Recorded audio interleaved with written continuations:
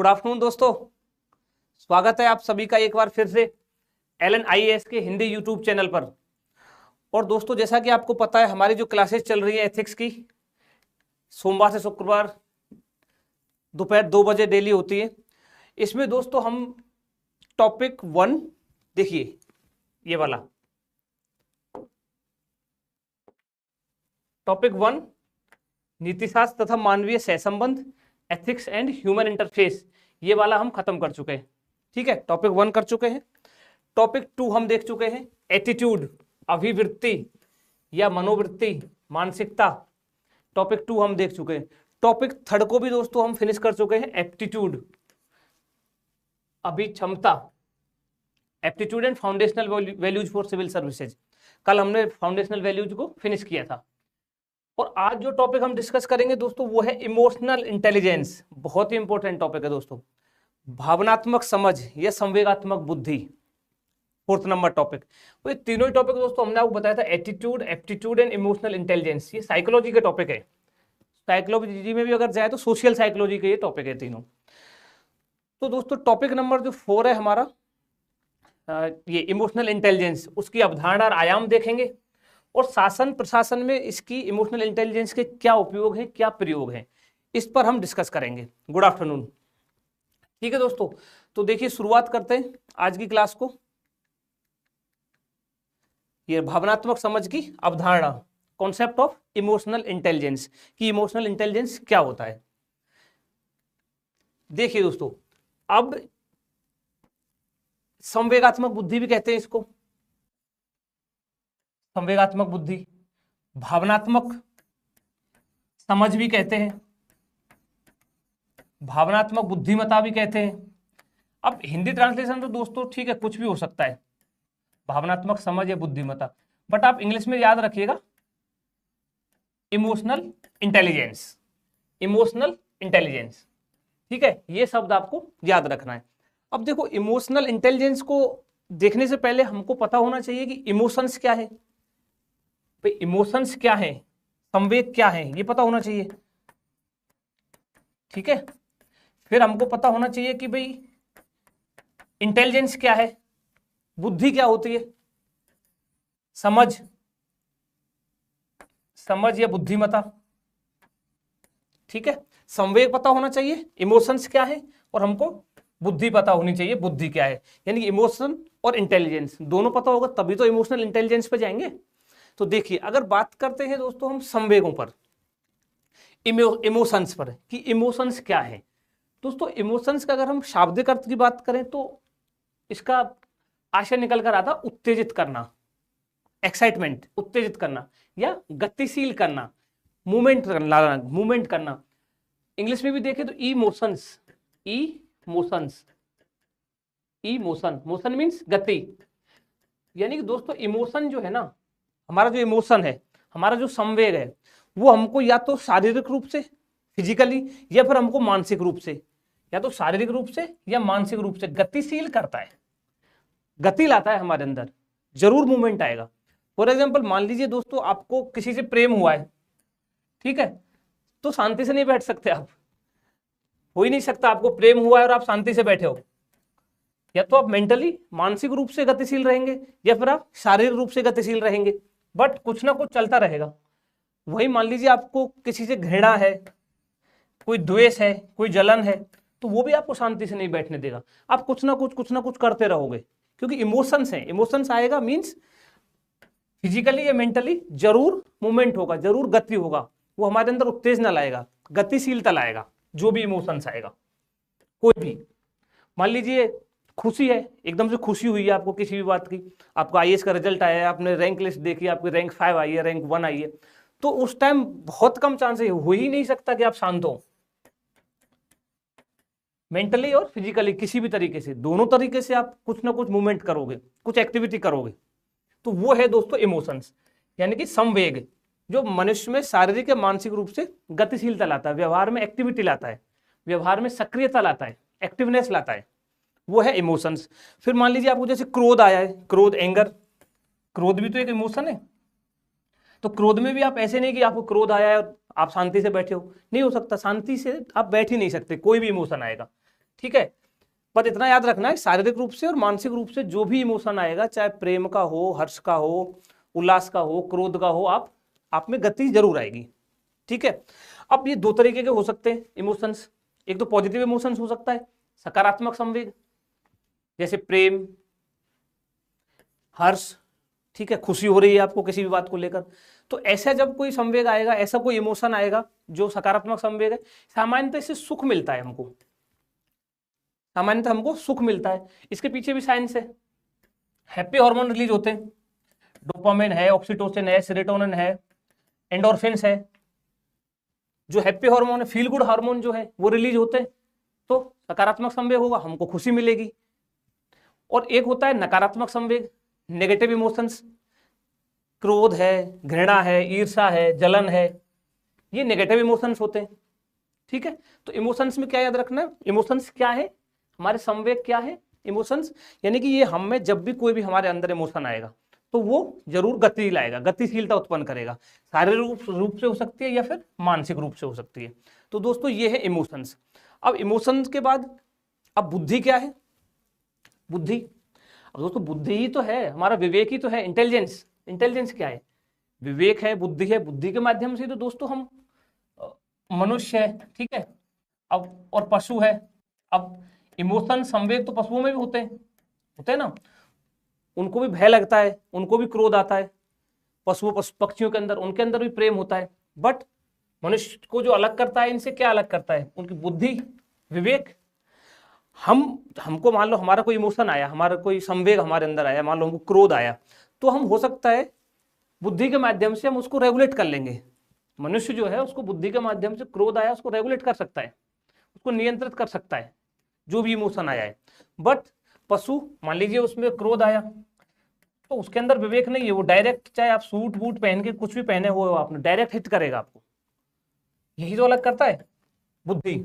अब बुद्धि होती क्या है दोस्तों, बुद्धि देखो मनुष्य की वह विवेकपूर्ण क्षमता है जिसका आशय सीखने, उद्देश्यपूर्ण ढंग से कार्य करने से है, तर्कपूर्ण ढंग से सोचने, अमूर्त चिंतन करने, अपने परिवेश को समझने, उचित अनुचित का निर्धारण करने, समस्याओं का निवारण करने, ये सब हम बुद्धि के माध्यम से तो करते हैं। यानी कि क्या क्या योग्यताएं होती हैं बुद्धि में, ये होती है सीखने की योग्यता होती है, एबिलिटी टू लर्न, अमूर्त चिंतन की योग्यता होती है, एबिलिटी टू थिंक एब्स्ट्रैक्टली, समस्या का समाधान करने की योग्यता होती है, एबिलिटी टू सॉल्व प्रॉब्लम्स, अनुभव से लाभ उठाने की योग्यता होती है, ability to profit by experience, संबंधों को समझने की योग्यता होती है, एबिलिटी टू अंडरस्टैंड रिलेशनशिप्स होती है ना, बुद्धि के माध्यम से तो करते हैं ये सब, ये हमारा इंटेलिजेंस है। Good afternoon. अपने वातावरण को सामंजस्य करने की योग्यता होती है, ability to adjust to one's environment, ये सब बुद्धि में योग्यता है जो बुद्धि में होती है, इंटेलिजेंस में मानव के। और बुद्धि के माध्यम से ही हम जो हमारे इमोशंस हैं उनको कंट्रोल करते हैं, रेगुलेट करते हैं।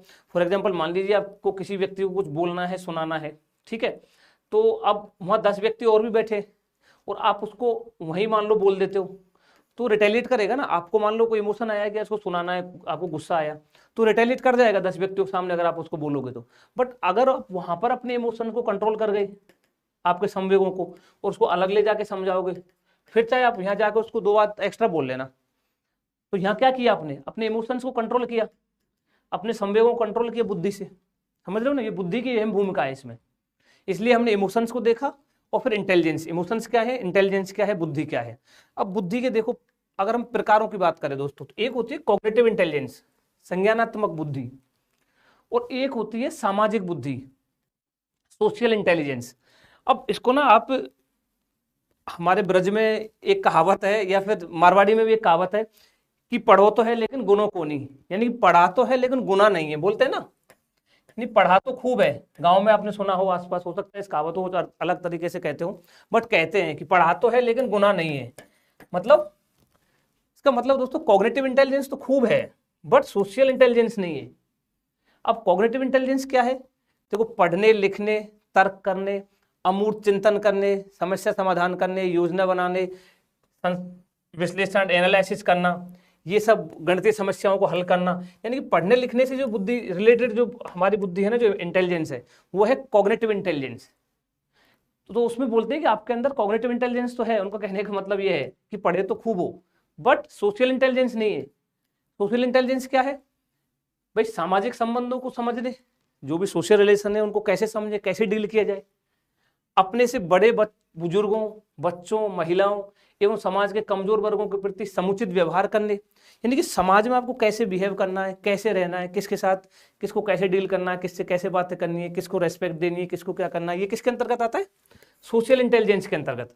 सामाजिक समस्याओं का कोई मुद्दा है, सामाजिक समस्या, उनको कैसे सकारात्मक समाधान निकालें, उसकी योग्यता, वो सामाजिक बुद्धि है, सोशल इंटेलिजेंस है।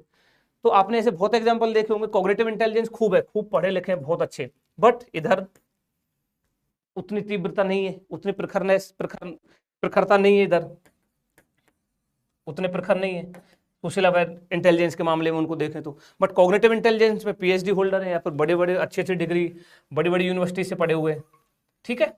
तो ये दो तरीके की बुद्धि होती है दोस्तों, कॉग्निटिव इंटेलिजेंस होती है और सोशल इंटेलिजेंस, जो हमारे एग्जाम के पॉइंट ऑफ व्यू से जो हमको देखना है। गुड आफ्टरनून ब्राज, ठीक है। तो ये अब हमने देख लिया दोस्तों, बुद्धि देख लिया, इंटेलिजेंस क्या है, और इमोशंस देख लिया, इमोशन क्या है, संवेग क्या है। अब देखिए भाई संवेगात्मक बुद्धि क्या है, इमोशनल इंटेलिजेंस क्या है। तो देखिए इस चार्ट के माध्यम से इसको समझेंगे। संवेगात्मक बुद्धि या भावनात्मक समझ या भावनात्मक बुद्धिमत्ता क्या है दोस्तों? इमोशनल इंटेलिजेंस मनुष्य की ऐसी क्षमता है जिससे वह अपने यानी खुद के और दूसरों के संवेगों को, इमोशंस को, खुद के इमोशंस को देखेगा और दूसरों के इमोशंस को क्या करता है? देखता है। अब देखता है मींस दोस्तों शारीरिक हाव भाव, बॉडी लैंग्वेज को देखेगा। भाई शारीरिक हाव भाव से हमको पता लग जाता है ना, बॉडी लैंग्वेज से, शारीरिक हाव भाव अपने और दूसरों के इमोशंस को देखता है, ठीक है। फिर उन इमोशंस को समझता है कि अगले वाला क्या, कैसा उसका क्रोध आया है, मान लो किसी को क्रोध इमोशन में है, क्रोध एकदम से एंगर आया है उसको, और उस क्रोध में हम उसको समझते हैं कि यार क्यों आया है, क्या आया है, देख रहे हैं पहले उसकी बॉडी लैंग्वेज, हमको पता लग जाता है कि क्रोध में है, फिर उसको समझते हैं, फिर उसकी तीव्रता एवं प्रभाव का आकलन करते हैं, भाई कितनी इंटेंसिटी है, कितना इंपैक्ट आ सकता है इसको, यार क्रोध आया है अभी, तो उसको देखते हैं कि यार बहुत ज्यादा है, तो हम इमोशंस को कंट्रोल करते हैं, उसका आकलन करते हैं। फिर संवेगों को, जो इमोशंस हैं उनको नियंत्रित करते हैं, रेगुलेट करते हैं, फिर उनको मैनेज करते हैं, प्रबंधित करते हैं, और फिर हम वांछित अनुक्रिया करते हैं। और ऐसे क्यों करते हैं? जिससे जो हमारे संबंध है, रिलेशन है, उनका निर्वहन हो सके। देखो सिंपल सा दोस्तों, इसका मतलब ये है इमोशनल इंटेलिजेंस का, आप दूसरे का जो भी इमोशन है और खुद का जो भी आप जहां रहे हो मान लीजिए, तो वहां पर जो भी इमोशन आया है दूसरे को, जो भी उसको संवेग उसके अंतर्गत हुआ है, उसको देखोगे, उसको समझोगे, उसको उसकी इंटेंसिटी, तीव्रता, प्रभाव का आकलन करोगे, उसके बाद फिर आप रेगुलेट करोगे कि यार नहीं, इसको इमोशन, इसको क्रोध आ रखा है तो मैं भी क्रोध नहीं करूं, या फिर मैं भी क्रोध करूंगा तो इसका क्या परिणाम आएगा, ये सब आप रेगुलेट करोगे। फिर उसके बाद आप एक्ट करोगे, उसके बाद, और वो भी कैसे एक्ट करोगे? वांछित, डिजायरेबल। आपको पता लग गया कि यार इसको क्रोध आया, अगर मैंने भी क्रोध किया तो फिर गड़बड़ हो जाएगी, अगर ये अभी क्रोध में है तो मुझे थोड़ा शांत रहना चाहिए। ये इमोशनल इंटेलिजेंस है, यानी कि मनुष्य की ऐसी क्षमता जिससे वह अपने और दूसरों के संवेगों को, यानी कि आपको दोस्तों पता होना चाहिए कि जो भी इमोशन आया है, फॉर एग्जाम्पल क्रोध है, ठीक है। अब क्रोध अगर आया है, मान लीजिए आपको ये इमोशन आया है क्रोध, तो आपको पता होना चाहिए कि भाई अब मुझे जो एंगर आ रहा है, मुझे जो क्रोध आ रहा है, उस पर आपका इतना रेगुलेशन या इतना नियंत्रण होना चाहिए बुद्धि के माध्यम से कि कितना करना है आपको, कितना क्रोध दिखाना है, किस जगह पर दिखाना है और किस पर दिखाना है, उस इमोशंस को इतना आपका इमोशनल इंटेलिजेंस के माध्यम से वो गाइड होना चाहिए, आपका जो भी इमोशन आपके अंतर्गत है, यानी उसको कंट्रोल करने की जो कैपेसिटी है, ये इमोशनल इंटेलिजेंस है। आगे अभी हम और भी समझेंगे 2-4 एग्जांपल से, और आगे क्लियर होगा, ठीक है।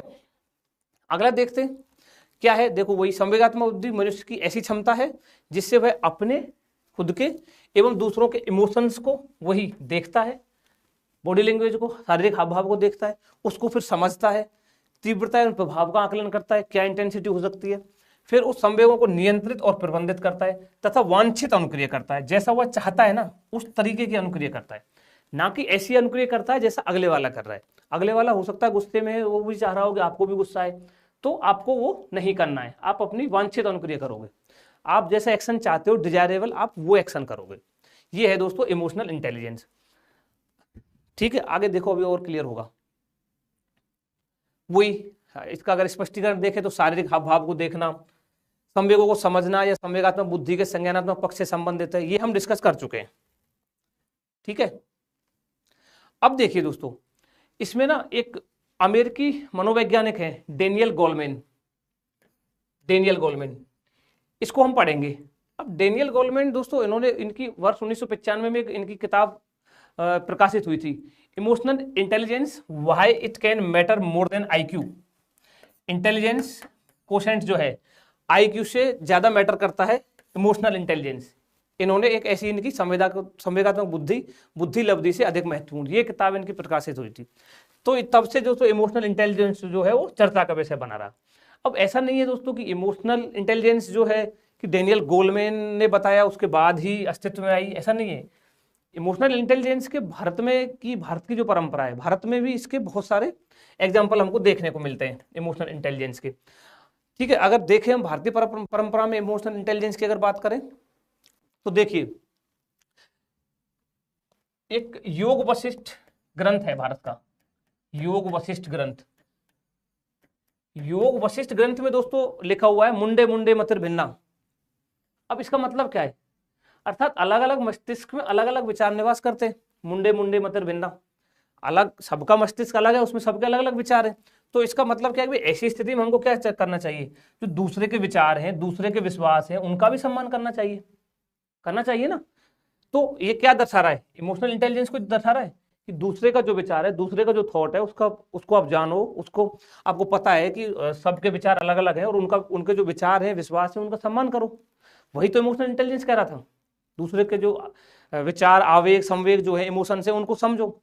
विशेष रूप से ऐसे विश्वास जहां आस्था और भावना दृढ़ता से जुड़ी हो।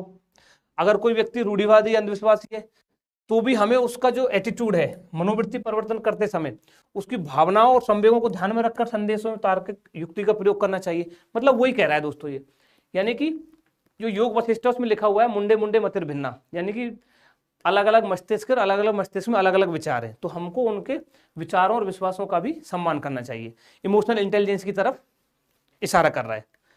अगला देखिए, एक और देखिए, सत्यम बुरियात प्रियम बुरियात ना बुरियात अप्रिय सत्यम। ये क्या कह रहा है कि सत्य बोलें, प्रिय बोलें, अप्रिय सत्य ना बोलें। तो ये कह रहा है कि जो आपका संप्रेषण कौशल है, यानी जो कम्युनिकेशन स्किल है, आप जो भी बोल रहे हो, एवं जो आपका संबंध प्रबंधन है, आपके रिलेशनशिप जो भी है, जो भी आपके रिलेशन है, उनका जो मैनेजमेंट है, उस कौशल को इंगित कर रहा है, ताकि व्यक्ति का अंतर्वैयक्तिक जो इंटरपर्सनल रिलेशन है वो खराब ना हो। ये तो कह रहा है कि भाई सत्य बोलो, प्रिय बोलो, लेकिन ऐसा सत्य ना बोलो जो दूसरे को बुरा लगे। इमोशनल इंटेलिजेंस, उसके दूसरे के संवेगों का भी आप आदर कीजिए, उसको पहचानिए, जानिए। और भारतीय परंपरा में दोस्तों देखे भर्तृहरि के नीति शतक है, जहां इमोशनल इंटेलिजेंस देखने को मिलती है। हितोपदेश बहुत अच्छी पुस्तक है, पंचतंत्र बहुत अच्छी पुस्तक है, विष्णु शर्मा की पुस्तक है पंचतंत्र। और ये तो दोस्तों इतनी अच्छी पुस्तक है कि इनको बचपन में बच्चों को इनको कहानियां सुनानी चाहिए, क्योंकि बचपन में जो एक आला दर्जे की जो इमोशनल इंटेलिजेंस डेवलप होगी बच्चे में, वो लास्ट तक रहेगी। तेनालीराम और अकबर बीरबल की कहानियों में भी इमोशनल इंटेलिजेंस देखने को मिलती है। गीता में भी कहा गया है कि इंद्रियां घोड़ों के समान है और जो नाना प्रकार के संवेगों और इच्छाओं को उत्पन्न करती है। इन इंद्रियों को विवेक रूपी सारथी के द्वारा संचालित होना चाहिए। बताया ना गीता में 5 इंद्रियों की बात की गई है और उनके सारथी के रूप में मन को बताया गया है, मन उनका सारथी है। और बौद्ध दर्शन में भी अष्टांग मार्ग की अवधारणा है, जिसमें सम्यक व्यायाम की बात की गई है, जिसमें कहा गया है कि हमें सदैव अच्छी भावनाओं को प्रोत्साहित करना चाहिए। तो भारतीय परंपरा में भी दोस्तों ऐसा नहीं है कि इमोशनल इंटेलिजेंस कहीं छूटा हुआ था। डेनियल गोलमैन साहब से हजारों साल पहले EI इमोशनल इंटेलिजेंस की जो भावना है वो कहीं ना कहीं भारतीय दर्शन और भारतीय परंपरा में झलकती है। अब जैसे पंचतंत्र है दोस्तों, विष्णु शर्मा की पुस्तक, इसमें बहुत बेहतरीन कहानी है। जैसे एक दो कहानियां छोटी छोटी सी जैसे आपको सुनाता हूँ, आप खुद समझोगे। जैसे एक बार क्या हुआ कि एक व्यक्ति ने एक नेवला पाला हुआ था। ठीक है, नेवला होता है ना, नेवला पाला हुआ था घर पे, और घर पे एक बच्चा भी था उसका, छोटा बच्चा था, एक बेबी था उसका। अब एक दिन क्या हुआ कि वो बच्चे को, नेवले को अकेला छोड़ के घर से बाहर चला गया। अब जो वो घर से बाहर चला गया और बाद में जब घर पर आया तो उसने घर पर आते ही देखा कि नेवले के मुंह पे खून लगे हुए हैं और पूरा खून से वो लथपथ हो रखा है। उसने ना कुछ सोचा ना कुछ देखा, उस व्यक्ति ने सीधा क्रोध आया और क्रोध आते ही उसने सीधा नेवले को मार दिया। उसको लगा कि नेवले ने उसके बच्चे को काट लिया और बच्चे को मार दिया। क्रोध में सीधा उसने नेवले को मार दिया। फिर वो अंदर गया, घर के अंदर गया तो घर में अंदर जाके देखा तो बच्चा तो सुरक्षित था, बच्चा खेल रहा है आराम से। और साइड में उसने देखा कि एक सांप मरा हुआ पड़ा है, सांप के 2 टुकड़े हुए पड़े। अब उसको समझ में आया, अरे यार ये तो नेवले ने मेरे बच्चे को सांप से बचाया है और मैंने नेवले को ही मार दिया। अब क्या, पश्चाताप के अलावा उसके पास कुछ नहीं है। अब यहाँ क्या, अब बच्चे को ये कहानी आप सुना होगे तो पूछोगे कि हाँ इससे क्या शिक्षा मिलती है, तो उसको बताओ कि इससे शिक्षा मिलती है क्रोध, कोई भी इमोशन आया है आपको, मान लीजिए कोई भी संवेग आया है, क्रोध आया है, तो क्रोध आते ही तुरंत डिसीजन मत लीजिए, पहले देखिए हुआ क्या है। आपको सीधा क्रोध आया, अपना सीधा आपने नेवले को हिट कर दिया। तो यानी कि आपको कोई भी क्रोध आया है, कोई इमोशन आया है तो उसको रेगुलेट कीजिए, उसको नियंत्रित कीजिए। ये कहानियां है पंचतंत्र में, तो ये बता तो रहा है इमोशनल इंटेलिजेंस ही तो है ये, एंगर को कंट्रोल। मतलब ये ऐसी किताब है कि मजे मजे में, मनोरंजन में बच्चा पढ़ेगा, बच्चे को आप पढ़ाओगे उसको, उसका मनोरंजन भी होता रहेगा और उसमें उसका जो नैतिक विकास है वो भी होता रहेगा। आला दर्जे की इमोशनल इंटेलिजेंस आएगी। ठीक है, एक और कहानी है इसमें, जैसे एक बार क्या हुआ कि एक ऐसी कहानी है इसमें बहुत रोचक। एक बार क्या हुआ, एक कबूतरों का झुंड है, ठीक है, एक कबूतरों का झुंड उड़ता हुआ जा रहा था और नीचे वो देखते हैं सारे कबूतर कि यार दाना पड़ा हुआ है, ठीक है, दाना, गेहूं के दाने या जो भी उनको खाने थे। तो उनमें से एक जना बोला कि चलते यार नीचे और दाना खाते। तो उनका जो नेता था, लीडर था, वो बोलता है नहीं नहीं, यहाँ पर कभी हमने दाना यहाँ पर पड़ा हुआ देखा नहीं है, बट आज पता नहीं क्यों पड़ा है, तो रहने देते हैं, कहीं कोई रिस्क हो। तो फिर सब लोगों का हुआ कि नहीं नहीं चलते हैं, यहीं खाते हैं आज दाना। तो नीचे आ गए, तो नीचे आके उन्होंने दाना खाया। दाना खा ही रहे थे तो जाल में ग्रैप हो गए, वो जाल बिछा हुआ था शिकारी का। अब जाल में फंस गए। अब जाल में फंस गए तो एकदम सबके अंदर भय, दबाव आ गया, भय आ गया, डर गए। अब डरने के बाद सबका विवेक काम करना, बुद्धि काम करना बंद कर दिया। तो उनका जो नेता था, जो उनका टीम लीडर था, कैप्टन, उसने सोचा कि यार ऐसे तो काम नहीं चलेगा। उसने फिर बोला कि सबको समझाया कि देखो घबराओ मत, अपन क्या करते हैं, जैसे ही शिकारी आएगा आप लोग एक काम करना, सब मरने का नाटक करना, ठीक है। शिकारी आएगा, उसको लगेगा सब मर गए, हम बहुत देर से यहाँ पर हम कैद है और हम मर चुके हैं। तो जैसे ही शिकारी जाल को खोलेगा ना, हम सब एक साथ ताकत लगाएंगे और जाल को लेकर उड़ जाएंगे। तो ऐसा ही हुआ, शिकारी आया, उन्होंने नाटक किया मरने का, सारे कबूतरों ने, जैसे उन्होंने बोला था उनके नेता ने। फिर शिकारी ने जैसे ही जाल को खोला, सबने एक साथ ताकत लगाई और जाल को लेकर उड़ गए। बाद में अब उनका दोस्त था एक चूहा, उस चूहे के पास जाते और दोस्त को जाकर बोलते ये जाल काट दो। उनका दो दोस्त होता है, जाल काट देता है और वो सब स्वतंत्र हो जाते हैं। अब इससे क्या शिक्षा मिलती है इस कहानी से? दोस्तों इस कहानी से शिक्षा मिलती है कि आप पर कितना भी भय हो, कितना भी दबाव हो, कितना भी प्रेशर हो, आपको विवेक बुद्धि है वो काम करना बंद नहीं करना चाहिए। आपको तब भी आपकी बुद्धि को सोचना आना चाहिए कि यार इस सिचुएशन में अब क्या करूं। ऐसा नहीं कि एकदम से आप तो डर गए, घबरा गए, अरे यार ये क्या हो गया। इसका अगर हम दोस्तों आज के टाइम पे एक बेस्ट एग्जांपल, अगर आप क्रिकेट देखते हो, क्षण भर का क्रोध जिंदगी भर पछताना पड़ सकता है। हाँ बिल्कुल सही है विराज। तो आज के अगर क्रिकेट आप देखते हो तो महेंद्र सिंह धोनी दोस्तों, आला दर्जे की इमोशनल इंटेलिजेंस है उस आदमी के अंदर। महेंद्र सिंह धोनी, MS धोनी, कितने ही मैच हैं ऐसे जो उन्होंने जिताए, ऐसे प्रेशर में, ऐसे दबाव में, जब लग रहा था कि यार अब कुछ नहीं हो सकता कोई और कैप्टन होता तो उस तरीके से डील नहीं कर पाता जैसे महेंद्र सिंह धोनी ने किया। तो ये दोस्तों इमोशनल इंटेलिजेंस है जो भारत की दर्शन में, भारतीय परंपरा में हम बात करें तो बहुत जगह ये झलकती है, ठीक है। तो भारतीय दर्शन की बात हो गई और इमोशनल इंटेलिजेंस होती क्या है उसकी बात हो गई। और इसके बाद देखते हैं कि डेनियल गोलमैन साहब क्या कहते हैं इसके बारे में। अमेरिकी मनोवैज्ञानिक है, साइकोलॉजिस्ट है डेनियल गोलमैन, और उनकी एक पुस्तक है तो व्हाट मेक्स ए लीडर, 1998 में रिलीज हुई थी, जिसमें वो भावनात्मक बुद्धि जो है, इमोशनल इंटेलिजेंस है, इसमें वो बताते हैं कि 5 प्रकार की क्षमताएं होनी चाहिए। जिस व्यक्ति में 5 प्रकार की क्षमताएं ज्यादा होंगी वो उतना ही हाईली इमोशनल इंटेलिजेंट होगा, आला दर्जे की इमोशनल इंटेलिजेंस उसके अंदर होगी। तो क्या क्या बताई उसने? पहले बताया था दोस्तों आत्म जागरूकता, सेल्फ अवेयरनेस इसके अंदर ज्यादा होगी, वो उतना ही हाईली इमोशनल इंटेलिजेंस होगा। आत्म नियमन, सेल्फ मैनेजमेंट, सामाजिक बोध, सोशल अवेयरनेस, सामाजिक जागरूकता। इम्पैथी, कल भी हमने देखा था, इम्पैथी, समानुभूति, परानुभूति, तदानुभूति, ये जितनी ज्यादा होगी। और उत्प्रेरणा यानी कि मोटिवेशन। ये 5 चीज डेनियल गोलमैन ने बताई थी कि अभिक्षमता के अंतर्गत इमोशनल इंटेलिजेंस के अंतर्गत ये 5 क्षमताएं होनी चाहिए। इनको एक एक करके देखते हैं। दोस्तों उन्होंने बोला था कि सेल्फ अवेयरनेस, आत्म जागरूकता। इन्होंने बताया कि एक जो उच्च सांवेगिक बुद्धि वाला जो आदमी होगा ना, हाईली इमोशनल इंटेलिजेंस जिसके अंतर्गत होगी, जिस व्यक्ति के अंतर्गत, उसको दोस्तों अपने संवेगों, भाई उसके इमोशंस, कब क्या इमोशन आ रहा है, और उसको अपनी क्षमताओं का क्या कैपेसिटी है मेरे अंतर्गत, और उसके अपने कमियों को, उन सबको पहचानता होगा वो, क्योंकि सेल्फ अवेयर है ना, अपने संवेगों को, क्षमताओं को, कमियों को पहचानता है। और कितनी भी कठिनाई आ जाए, कठिनाइयों में भी वह आत्मविश्वास के साथ निर्णय लेता है, अपनी कमियों को सुधारता है। सेल्फ अवेयरनेस जिस व्यक्ति के अंतर्गत होगी, इसमें 3 तत्व मेनली बताए गए। इमोशनल अवेयरनेस, संवेगात्मक जागरूकता। एक्यूरेट सेल्फ असेसमेंट, विशुद्ध स्व आकलन, मतलब खुद का जब आकलन करें तो एकदम एक्यूरेट होना चाहिए। आपको पता होना चाहिए मेरे अंदर क्या कमियां हैं, क्या मेरे अंदर क्षमता है, कौन सा इमोशन ऐसा है जो मुझे, जब वो मेरे अंदर आता है तो मैं आपा खो देता हूँ। ये आप सेल्फ अवेयरनेस के अंदर आएगा। अब और तीसरा है इसमें सेल्फ कॉन्फिडेंस, आत्मविश्वास आपके अंतर्गत होना चाहिए।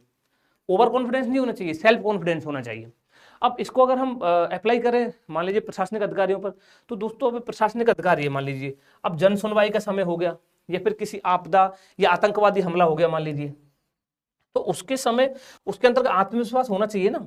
आत्मविश्वास के साथ उसको अपनी क्षमताओं पर भरोसा होना चाहिए कि यार मुझे पता है मैं डील कर ले जाऊंगा। सडनली हुआ है ना टेररिस्ट अटैक, तो सडनली होगा, कोई आपदा जो आएगी वो भी सडनली होगी, तो उस टाइम आपको विवेक काम करना चाहिए। ऐसा नहीं कि बाकी जो कबूतर थे काम करना बंद कर दिया था, बस उनका जो लीडर है वही उसका दिमाग काम कर रहा था। तो अब आया एकदम से, मान लो कोई आपदा आई या कोई आतंकवादी अटैक हुआ, तो आपके अंतर्गत ये होना चाहिए, आपकी क्षमताओं पर आपको भरोसा होना चाहिए कि मैं डील कर लूंगा आराम से, कोई दिक्कत नहीं आएगी। विराज कह रहे हैं सर कल की पीडीएफ नहीं मिली, कल और आज की एक साथ, कल की पीडीएफ गई होगी यार विराज, हिंदी वाली टेलीग्राम चैनल पर देखना आप एक बार, आज वाली क्लास के बाद में डलवा दूंगा, ठीक है, कल वाली भी मिल जाएगी, सारी पीडीएफ पड़ी हुई है। तो ये दोस्तों है सेल्फ अवेयरनेस, डेनियल गोलमैन ने जो इसके बारे में बताया। अगला इसके अंतर्गत आता है सेल्फ मैनेजमेंट, आत्मनियमन। और आत्मनियमन के अंतर्गत क्या है दोस्तों, आपको उस तरीके का मैनेजमेंट आपका होना चाहिए। मान लीजिए जीवन में आपको कोई समस्या है, अनेक समस्या आती हैं। अब आपने कई व्यक्ति ऐसे देखे होंगे कि जीवन में बहुत सारी समस्याएं उनके सामने आई, ठीक है, बट फिर भी दोस्तों सदैव अपने लक्ष्य के प्रति प्रयासरत रहे, हमेशा अपने टारगेट को, अपना जो लक्ष्य है उसको प्राप्त किया है। दोस्तों एक बार आपने पढ़ा होगा, आई थिंक कब की बात है, 2007-8 या 9, जब की बात है कि रिक्शा चालक का बेटा बना IAS officer, Govind Jaiswal sir, झुग्गी झोपड़ी में रहने वाले। कितनी समस्या रही होंगी, पिता रिक्शा चलाते हैं, कितनी समस्याओं का सामना किया होगा, फिर भी अपने लक्ष्य को प्राप्त किया ना, आईएएस बने ना गोविंद जायसवाल सर।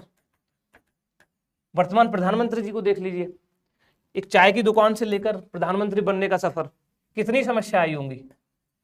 अब कई व्यक्ति ऐसे होते हैं जो कोई भी समस्या आई उसको एक एज ए चुनौती के रूप में लेते हैं और उसका सामना करते हैं। दूसरी तरफ आपने देखे होंगे कि ऐसे व्यक्ति भाई छोटी सी समस्या क्या आ गई, छोटा सा विवाद क्या हो गया, अपना आपा खो बैठते हैं, गलत आचरण करने लगते हैं, गलत शब्दों का प्रयोग करने लगते हैं, गलत ट्रैक पे चले जाते हैं, गलत लाइन में चले जाते हैं। तो ये सेल्फ मैनेजमेंट ये व्यक्ति के अंतर्गत दोस्तों होना चाहिए। क्या कह रहा है कि यानी कि अपने जो नकारात्मक संवेद है, क्रोध, भय, इनको नियंत्रित, इनको रेगुलेट करना, इनको निर्देशित करना, भावनात्मक दबावों को सहना, आपके ऊपर कोई भी इमोशनल प्रेशर आया है तो उसको सहना, तथा नई चुनौतियों और परिस्थितियों के अनुसार अपनी भावनाओं को व्यक्त करने की क्षमता जो है वो सेल्फ मैनेजमेंट है, जो एग्जाम्पल के थ्रू आपको समझाया हमने, ये सेल्फ मैनेजमेंट है। तीसरा इसमें आता है सोशल अवेयरनेस। सोशल अवेयरनेस क्या है, इसमें 2 है दोस्तों, सोशल नॉलेज, सामाजिक बोध, और संबंधों का प्रबंधन।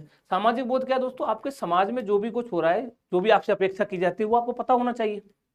संबंधों का प्रबंधन, रिलेशनशिप मैनेजमेंट, ये भी आपको आना चाहिए।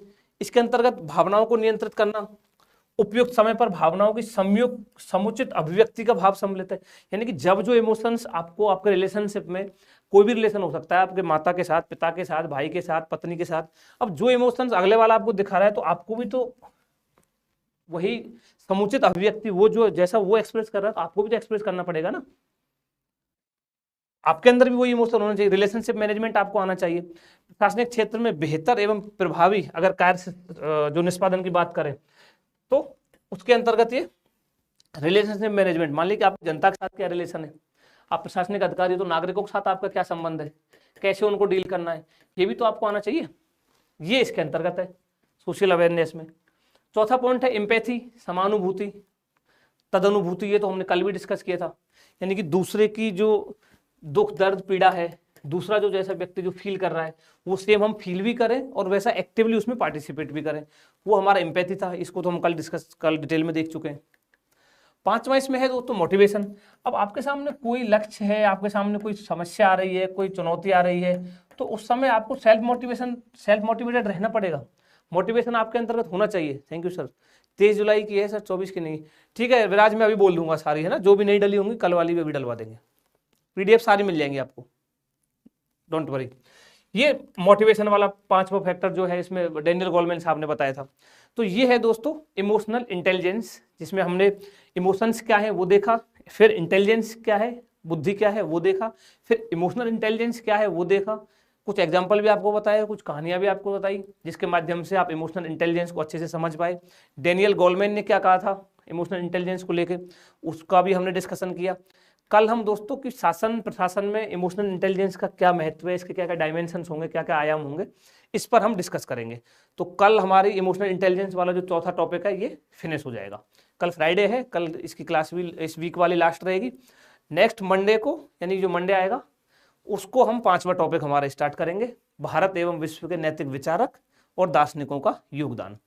ठीक है, stay healthy, stay happy, good luck दोस्तों।